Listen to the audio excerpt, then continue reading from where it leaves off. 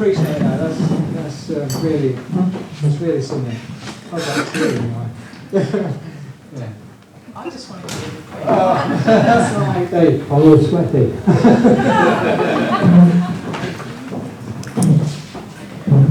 Okay. We ready with our questions? Because we've only got time for a couple. Who has a question? Martin. Stand up and shout loud. So, in all of those years of business, I'm sure you've had disagreements and fallings out. Have you got like a single story that stands out from the rest where you've had a major falling out with someone or a business or a company or somebody? Yeah, you have to leave people behind. And I've had lots and lots of people in the early days say, "You're lucky, I'd like to do the same as you. Is there any possible way of going into a project?" And I go, "Yeah, no problem." Yeah. My wife is a lot better than I am at seeing it go, "Neville, what are you doing?" Yeah, because he wants to learn. Anyway, a few months later, the house is half built. And he comes and he goes, "My wife says there's going to be a recession, and I put the money in, but I thought I was going to, and go, yeah, it's a bloody check, fuck off." and that's, over and over again, you get this. Somebody, I was going to buy a house with somebody, half and half.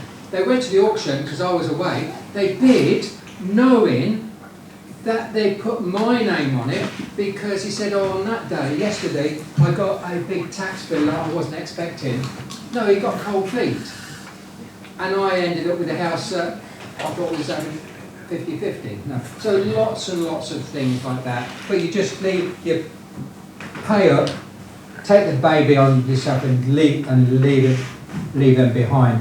And then it teaches you not to go into business with people who are not in the same mindset as you, not so daring, not so, I lived in a 10-foot caravan, and if you can survive in a 10-foot caravan, and people say, "How are you getting on in there?" I said, "Well, we've got running water," and they say, "Do you plumb it in yourself?" But no, it's a condensation running down the walls. And if you're in a shit situation, and then you get made redundant, with no redundancy, then you can go back to it. So you're less risk averse. In other words, I can always go and live in the caravan. Yeah, so loads and loads of things happen. Read my book. Brilliant. Okay, next question, Usha. I'm not sure I'm prepared for this question, but it's following on what Martin said. All questions are good. Hi. So following on, agreement and disagreement, it's very admirable and such a blessing that you found Marilyn. And you both kind of started on a journey on a mutual decision and communication. But would you like to share any secret or tips? It wasn't mutual for a start. Yeah. I've just done a course on time and motion, but when I was with one of the companies, and so I was 17, pulled up at a gas station just because I got a car, and I was pumping the gas, and I said to Marilyn, "Can you go and pay?" We'd not known each other very long, and her mum and dad kept separate money.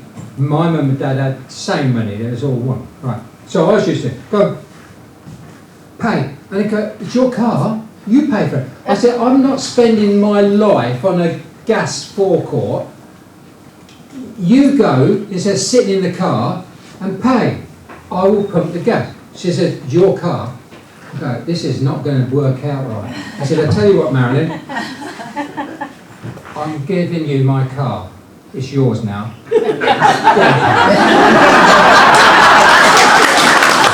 Honestly, that is exactly what I did. And then we sat in the car. I said, "It's time to talk." All my money, I was getting £19 a week, I think it was. She was getting £3.75. I said, "I have half of what you've got, and you have half of what I got. So in other words, we're putting all the money together and it's 50-50. And if it ain't like that, it's not going to work. And that was it. And none of us were afraid anymore. And that was, does that help? It does help, yes. So follow on to this. Oh, How right. did you manage to maintain it throughout so many years? I went deaf.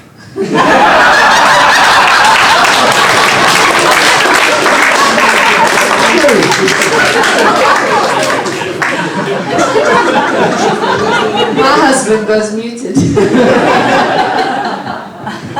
Okay, one more. Who have we not heard from? Val. Hi, Neville. Hi. Brilliant story. Thank you. My question is more about purpose. So, okay, you've got 70 million in the bank.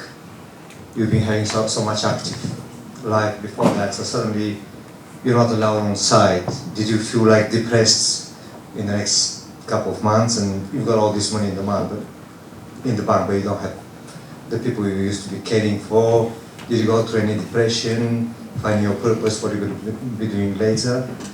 Obviously, you focus on the property developments, but then what's the thing which is driving you going ahead? Because the property is, again, bringing money in. Yeah, well, we've always been interested in property. You know, right from buying the first house, which was our home, but it was an investment.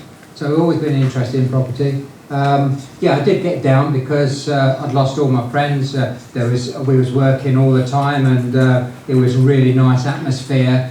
And our office was open. The door was open all the time. I used to get people coming in. And it was like they'd sit down, have a cup of tea and tell us their problem. Not about work, but, you know, their next door neighbour who's up 2 o'clock in the morning having a party because they're on the dole and they're disturbing and things like that. Or the kids are getting in trouble, or they want a mortgage or something. And it was like all of that, what was helping people, it was like it gone. It was silence. It was dreadful. And then, but you think, you've got this life to live, whether you've got a day or whether you've got 1,000 days to live. You've got, you know, you've got to do something, and you might as well get out of it, you know, and don't be a grump and don't be awkward, and just help people. And in helping people, you help yourself.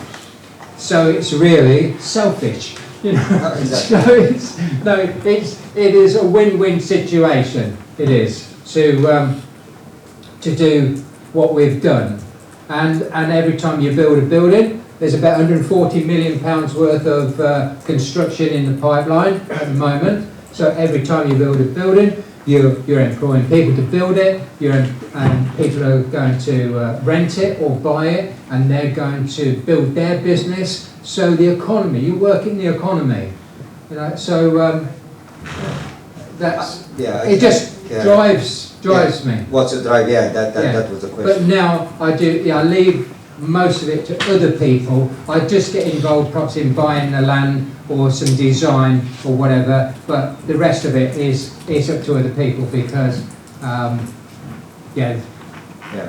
Do you plan ever to retire, or you just keep going? What?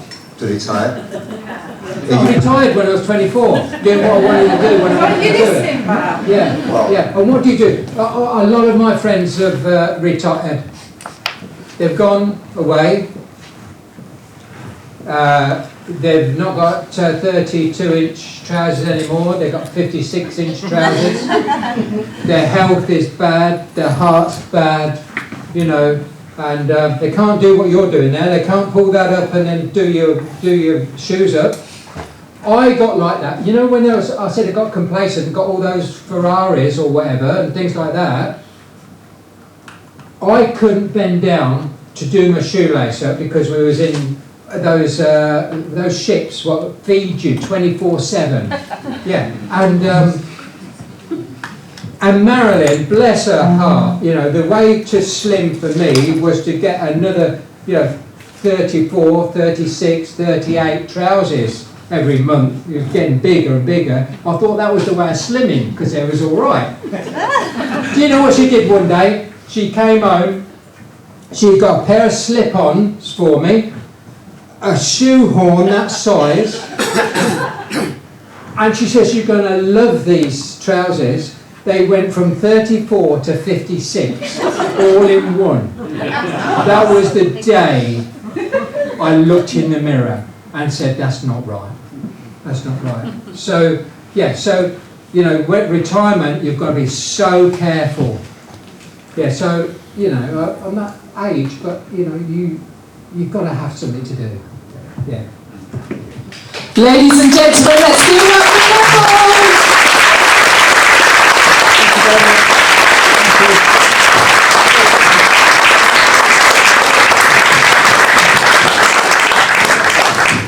I've never felt so insignificant stepping onto a stage as onto that man, I tell you.